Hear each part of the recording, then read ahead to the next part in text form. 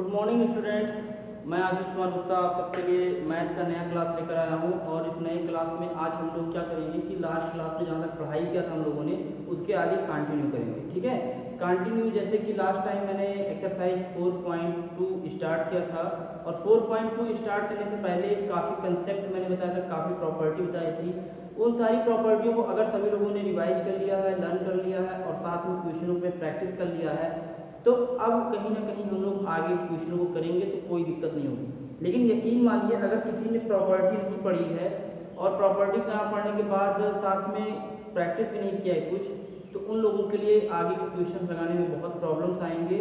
और ये चीज़ मैं बार बार कहता हूँ कि जो भी पढ़ाया जाए सिर्फ उतना ही आप प्रैक्टिस करते रहिए, तो भी आपको बहुत कुछ समझ में आएगा और काफ़ी कुछ कर ले जाएंगे। तो जैसे लास्ट टाइम 4.2 में एक्सरसाइज में हम लोगों ने क्या किया था कि क्वेश्चन नंबर 1 से लेकर के 4 तक देख लिया था, थर्ड तक एक्सरसाइज 4.2। अब इसमें क्वेश्चन नंबर कहीं ना कहीं आगे के क्वेश्चनों को मैं कहूँ तो 4, 5, 6, 7 ये सब एक ही तरीके से लगाने हैं। लेकिन एक ही तरीके से सब लगेंगे, लेकिन कुछ क्वेश्चंस के पैटर्न नए हैं और उन पैटर्नों को कैसे सॉल्व करना है वो मैं एक दो क्वेश्चन हर एक पैटर्न का बता देता हूँ, जिससे कि सभी लोग सारे क्वेश्चनों को सॉल्व कर ले जाएं। 4, 5, 6 ये तो तीनों क्वेश्चन पिछले जैसे मैंने बताया है वैसे ही कुछ है, थोड़ा सा जोड़ना घटाना है, ऊपर नीचे करना है, बस आ जाएगा। किसी को ब्रेक करके अलग कर देना है, किसी को ब्रेक करके इधर कर देना है, फिर दोनों को ऐड कर देना है, सिंप्लीफाई हो जाएगा। क्वेश्चन नंबर 7 के बाद जब क्वेश्चन नंबर 8 की तरफ हम लोग बढ़ते हैं तो 8 में यहाँ जो थोड़ा सा नया क्वेश्चन आया है जो कि क्वेश्चन नंबर 8 है, उसका फर्स्ट पार्ट मैं बता दूंगा तो सेकंड आप लोग से लग जाएगा। फर्स्ट पार्ट में क्या है देखते हैं। फर्स्ट पार्ट में हमारा ये है कि 1a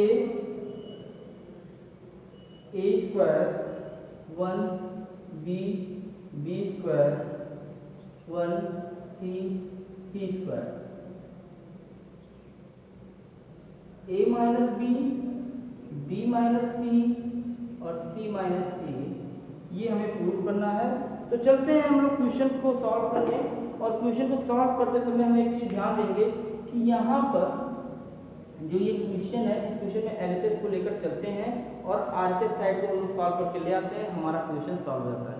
एलएचएस में जैसे यहाँ पर जो दिया है इस समय वो हमारा determinant 1a square 1b square 1c square, इसमें क्या करना है कि R1 में R2 को माइनस कर दो और R2 में b माइनस सी, तो मतलब R2 में R3 कर दो। तो क्या मिलेगा देखते हैं। इसको माइनस करोगे तो यहाँ 0, इसको माइनस करोगे तो ये a माइनस बी, इसको माइनस करोगे तो ये a square minus B square बन जाएगा। फिर इसमें माइनस होगा तो ये 0 b माइनस सी और ये हो जाएगा b स्क्वायर माइनस सी स्क्वायर और ये हो जाएगा 1c स्क्वायर। ठीक है, इस तरीके से हमारा ये डिटरमिनेंट फाइंड आउट हो जाएगा। हम देख रहे हैं कि यहाँ पर डबल 0 आ गया है तो अब इसको एक्सपेंड कर सकते हैं। लेकिन अगर कोशिश ये रखो कि अगर कुछ चीजें कॉमन निकाला जा सकता हो तो कॉमन भी निकाल सकते हैं। R1 से a माइनस बी कॉमन हो सकता है तो हम लोग क्या करेंगे, R1 से a माइनस बी को कॉमन कर लेते हैं, तो ये हो जाएगा a माइनस बी कॉमन और यहाँ से b माइनस सी कॉमन ले सकते हैं तो ये हो जाएगा b माइनस सी कॉमन।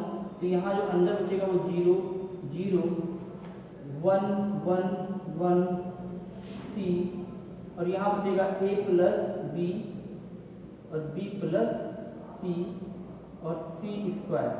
अब इस डिटरमिनेंट को मतलब एक्सपेंड कर दो तो ये हो जाएगा a minus b minus C और ये जब एक्सपेंड करेंगे तो ये एलिमेंट बंद हो जाएगा, फिर बचेगा ये और इसको लिखेंगे a plus B 1b plus C इस तरीके से।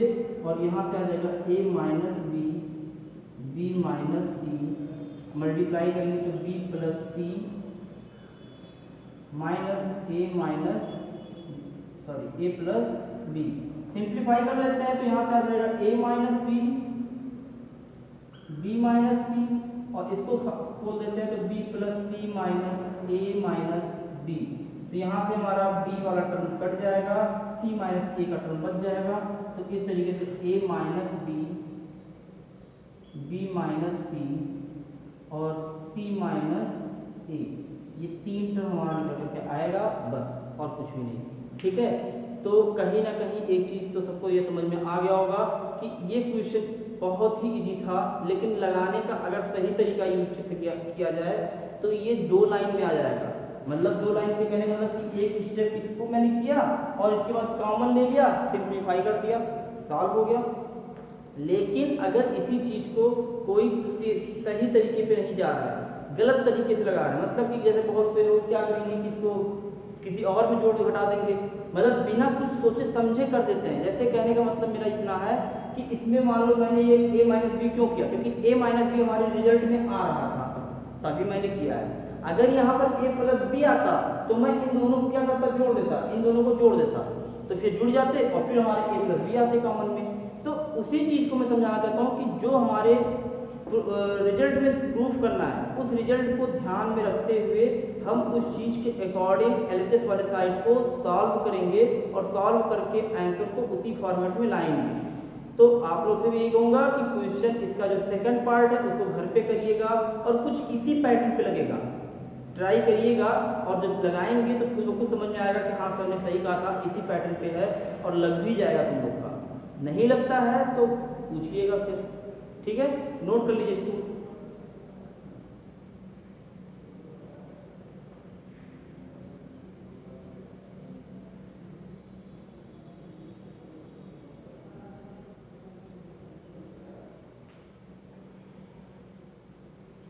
आई थिंक नोट हो गया होगा, नोट कर लीजिए जल्दी से, और फिर आगे चलते हैं। क्वेश्चन नंबर 9 भी ऐसे ही लग जाएगा, अदरवाइज इसमें कुछ है नहीं कि हाँ बहुत ज़्यादा टफ है।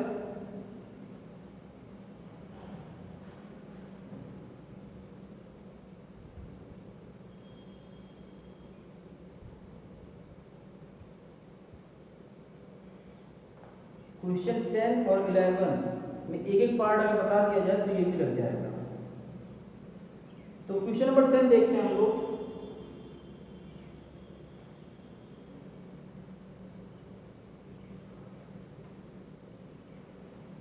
क्वेश्चन नंबर 10 मैं बता दे रहा हूँ, 8 9 मतलब क्वेश्चन नंबर 8 का सेकंड पार्ट और 9 क्वेश्चन नंबर, ये आप लोग खुद से ट्राई करना है और खुद से लगाइएगा, आएगा, नहीं आता है तब बताइएगा, ठीक है। तो यहाँ पे क्वेश्चन नंबर 10 है, उसका फर्स्ट पार्ट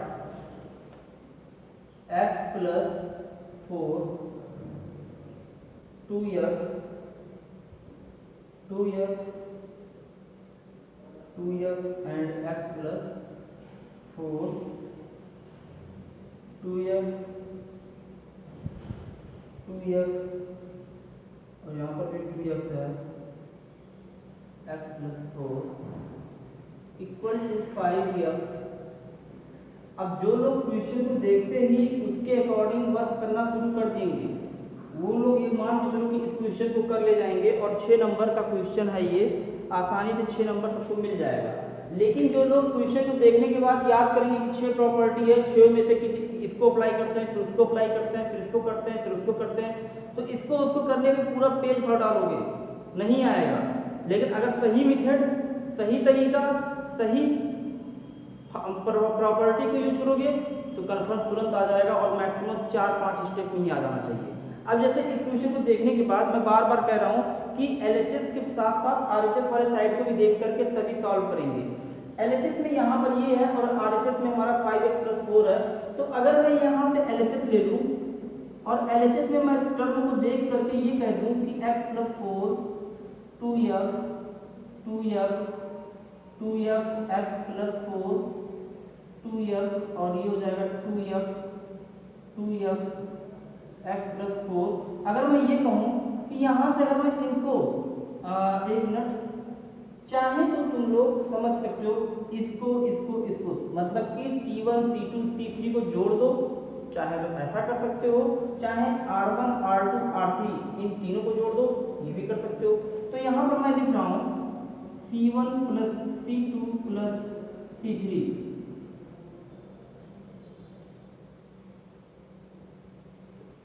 और किसमें किया जा रहा है, C1 में, तो यहाँ C1 ने किया, इसको जोड़ोगे तो क्या जाएगा 5x plus 4 5x plus 4 5x plus 4, यहाँ से हो जाएगा 2x x plus 4, 2x 2x 2x x plus 4।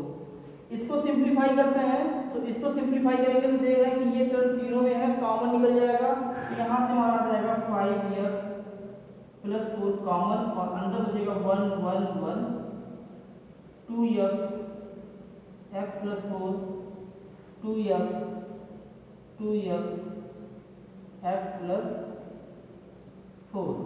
Simplify करते हैं इसको। अब देखो सिंप्लीफाई कुछ इस तरीके से करना है कि यहाँ पर 1 1 1 है, तो 2 को 1 1 को क्या करना है, खत्म कर देना है। तो खत्म करने के लिए तुम लोग को मैंने बताया है कि 2 को खत्म अगर करना है तो एक बार R2 माइनस R1 कर दो, एक बार R3 माइनस R1 कर दो।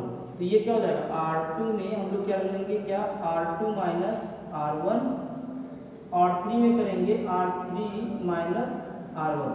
तो यहाँ से हमारा ये हो जाएगा क्या, 1 2x 2x, ये हो जाएगा 0, ये हो जाएगा 2, और इसको करेंगे जब हम लोग तो यहाँ से हमें क्या मिलेगा, 2x माइनस 2x, ये हो जाएगा 4 माइनस x, 4 माइनस x, और यहाँ से मिलेगा 2x माइनस 2x 0, ये 0 और ये 0, ये 4 माइनस x। अब इसको एक्सपेंड कर दो, साथ में हमारा यहाँ कॉमन वाला टर्म छूट गया था 5x प्लस 4, इसको भी लिखना जरूरी है। तो 5x प्लस 4 इंटू, इसको सॉल्व करेंगे तो यहाँ से हमारा जो निकल करके आएगा मैट्रिक्स डिटरमिनेंट फॉर्मेट में 0 0 4 माइनस x, और इसका जो सोल्यूशन आ जाएगा 5x प्लस 4, और इन दोनों का मल्टीप्लाई क्या हो जाएगा 4 माइनस x का स्क्वायर। ये हमारा क्या हो जाएगा RHS साइड आ जाएगा। और इस तरीके से कहीं ना कहीं सभी लोग को समझ में भी आ गया होगा, काफ़ी ज़्यादा इजी था, बस सिर्फ और सिर्फ तरीका सही यूज करना था। पहले ही लाइन से मैंने क्या किया कि जो प्रूफ करना था उसे लेकर के चला, और यहाँ देखो पहले लाइन में ये हमारा निकल गया, फिर इसके बाद सॉल्व कर दिया, सोल्यूशन आ गया। सिंपल सा था। इसका सेकंड पार्ट भी ऐसे ही लगेगा, तो सभी लोग क्या करेंगे, खुद से ट्राई करेंगे, और जिन लोग का नहीं आता है वो लोग कमेंट के थ्रू या फिर व्हाट्सएप के थ्रू मुझसे पूछेंगे। इसको नोट करिए जल्दी से, फिर अगला एक क्वेश्चन और बताते हैं।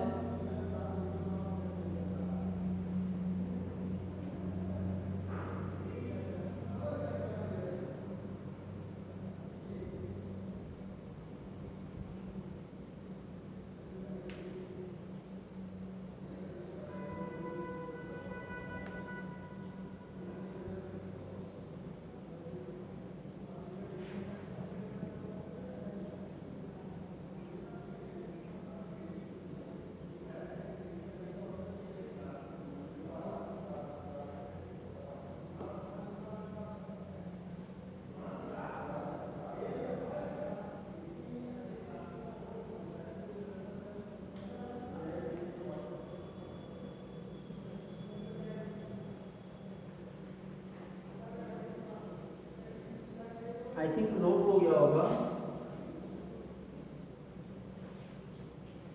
क्वेश्चन नंबर 11 होल क्यूब का है, उसे भी ये क्वेश्चन हम लोग देख लेते हैं, और होल क्यूब के क्वेश्चनों को कैसे सॉल्व किया जाता है यहाँ पे क्लियर हो जाएगा कैसे सॉल्व होता है। जैसे क्वेश्चन हमारा है कि 11 का first,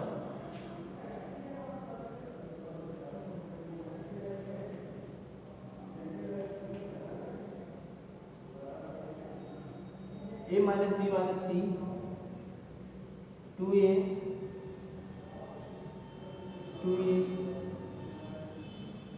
2b b minus C minus a 2b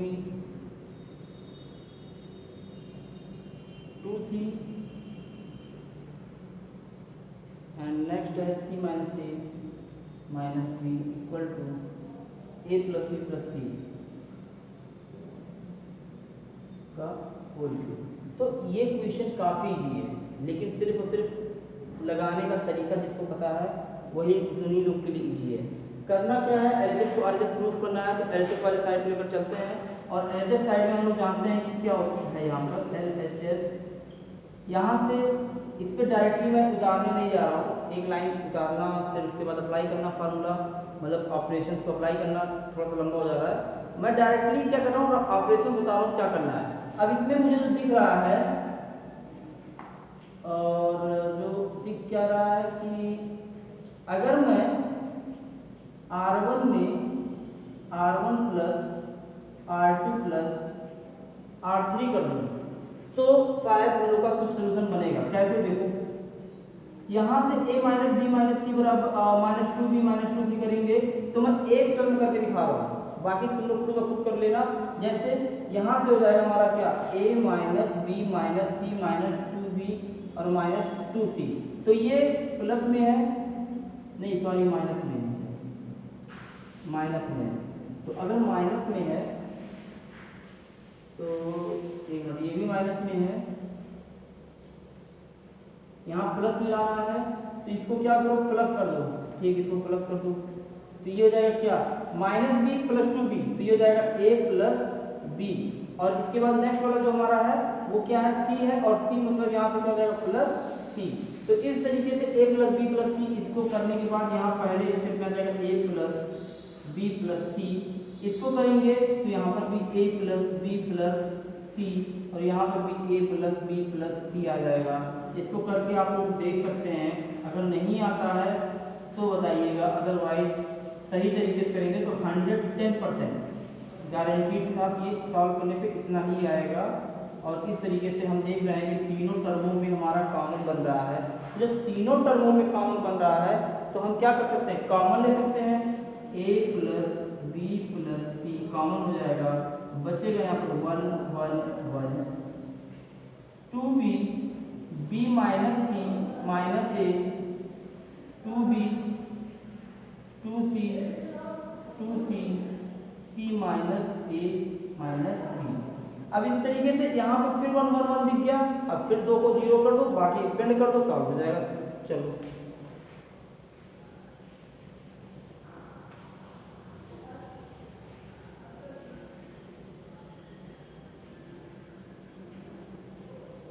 यहाँ पर मैं लिखूंगा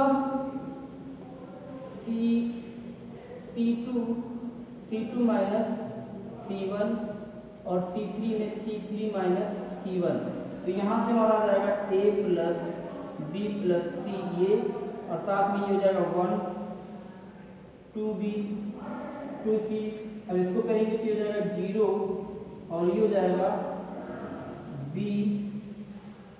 अब ये माइनस कर रहे हैं तो ये आ जाएगा माइनस ए, अच्छा हाँ ठीक, ये आ जाएगा minus B minus C minus ए, और यहाँ पर आ जाएगा 2c 0, ये 0, ये भी टर्म 0 और ये हो जाएगा माइनस सी, तो ये हो जाएगा माइनस को कर दिया जाएगा तो ये हो जाएगा minus C minus A minus B. अब इसको सॉल्व कर लेते हैं। सॉल्व करना ज़्यादा कोई टफ है नहीं, बस सिंप्लीफाई करना था और सॉल्व करके हम लोग यहाँ से देख सकते हैं।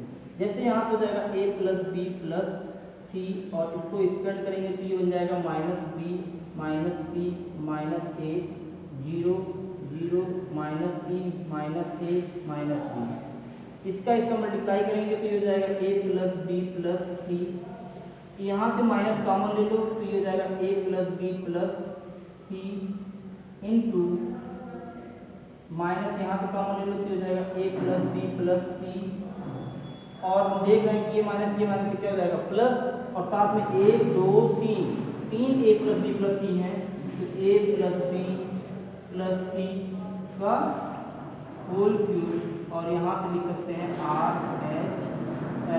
इस तरीके से हमारा ये सॉल्व हो जाएगा। तो कहीं ना कहीं इस क्वेश्चन को आपको देखने के बाद या लगा इस सोल्यूशन के मिलने के बाद ये तो क्लियर हो गया होगा कि सवाल बहुत इजी था। सवाल इजी था लेकिन स्टार्टिंग कहाँ का, मतलब स्टार्टअप कैसे करना है वो कंफ्यूजन था। तो कंफ्यूजन नहीं होना चाहिए, कंफ्यूजन इसलिए नहीं होना चाहिए कि कहीं ना कहीं क्वेश्चन 1 2 3 नहीं बताए गए हैं, कम से कम 5 6 7 8 क्वेश्चन बता चुका हूँ मैं, और अब तुम लोगों को खुद से समझ करके करना है बाकी एक्सरसाइज के क्वेश्चनों को। जो नहीं आएगा वो पूछना है। अदरवाइज इस एक्सरसाइज में अगर कोई टफ क्वेश्चन है, कोई नहीं आया है तो मैं बताऊंगा, नहीं तो अगले एक्सरसाइज के साथ में हम लोग अगले दिन मिलेंगे। ठीक है, इसको नोट कर लीजिए और नोट करते रहिए, क्योंकि करना जरूरी है, कॉपी कंप्लीट करना जरूरी है और कॉपी चेक करने के लिए मैं बुलाता भी हूँ। तो इसको नोट कर लीजिए और साथ में ही नोट्स को भी अपने मेंटेन करते रहिए। ठीक है, तो इसको नोट करिए, इसके बाद बताता हूँ।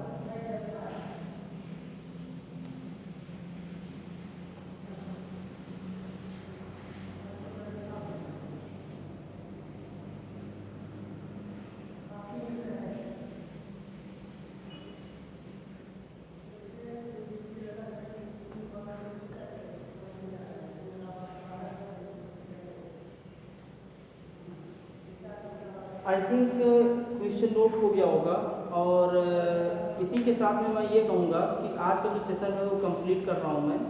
और एक चीज़ ये भी बोलूँगा कि सभी लोग अपनी घर पे जितने लोग भी बैठे हैं वो लोग पढ़ाई करते रहें, क्योंकि बोर्ड का जो गाइडलाइंस आया था सभी को बता दूँ मैं, उन्होंने कहा था कि हाँ अगस्त महीने में लास्ट डेट 5 अगस्त आया, फिर 31 अगस्त हुआ और 31 अगस्त को उन्होंने कहा कि एकदम फाइनली आप लोग को बोर्ड का फॉर्म जमा कर देना है। तो उसी डेट पे जमा हो गया और डेट नहीं बढ़ा। तो वैसे ही उसी चीज़ को मैं बेस मान करके मैं ये बताना चाहता हूँ कि उन्होंने बोर्ड ने ही कहा है कि हर महीने में 2-2 चैप्टर, एक चैप्टर करके शेड्यूल सेट किया है और उस शेड्यूल के बाद मार्च में उन्होंने बताया कि पेपर होगा। तो जब फॉर्म को सही टाइम पे उन्होंने सबमिट करा लिया, पढ़ाने के लिए ऑनलाइन बोल दिया, सिलेबस क्लियर कर दिया, तो क्लियर है कि पेपर भी टाइम पे होगा। तो पेपर अगर टाइम पे होगा तो अगर आपकी तैयारी हो या ना हो, आप पढ़ें या ना पढ़ें, पेपर आपका समय पे होगा, पेपर आपको देना पड़ेगा। पेपर में आप पास हो या ना हो वो आपकी रिस्पॉन्सिबिलिटी है, आपका प्रॉब्लम है, ये बोर्ड का नहीं। तो अब अगर आप लोग घर पे बैठकर पढ़ाई नहीं करेंगे, क्वेश्चंस नहीं लगाएंगे, तो ये मान के चलिए कि अपना फ्यूचर खुद ही बर्बाद कर रहे हैं। कह सकते हैं इंटर फाइनल ईयर में पास होना आसान नहीं होता है। मैथ में हाई स्कूल में नंबर लाना बहुत ईजी होता है, लेकिन इंटर फर्स्ट ईयर में, इंटर फाइनल ईयर में उस तरीके से नंबर नहीं आता है जिस तरीके से हाई स्कूल में मिलता है। तो इसलिए कहीं ना कहीं इस चीज़ को समझिए। और अगर ज़्यादा लगता है कि नहीं हाई स्कूल में बहुत अच्छा मैथ में पाया था, ऐसे इसमें पाऊँगा, गलत है। इस चीज़ को अपने दिमाग से निकाल दीजिए और पढ़ना शुरू कर दीजिए। अदरवाइज पेपर का और जो भी है वो सारी रिस्पॉन्सिबिलिटी फिर आप ही की बनेगी और फिर अपने आप को समझ सकते हैं क्या आपके साथ हो सकता है। तो कहीं ना कहीं जो भी प्रॉब्लम है, जो भी डाउट है, उसे वो यूट्यूब के कमेंट सेक्शन में लिख करके भेजिए। और साथ में अगर किसी का सवाल है तो उस सवाल को व्हाट्सएप के थ्रू मेरे इंडिविजुअल नंबर पर भेजिए। मैं उसका सलूशन तुरंत तो नहीं दे पाऊँगा, लेकिन हो सकता है टाइम लग जाए, शाम तक दूँ या अगले दिन दूँगा ज़रूर। ठीक है, तो कोशिश करिए कि जो भी डाउट है क्लियर कर लीजिए।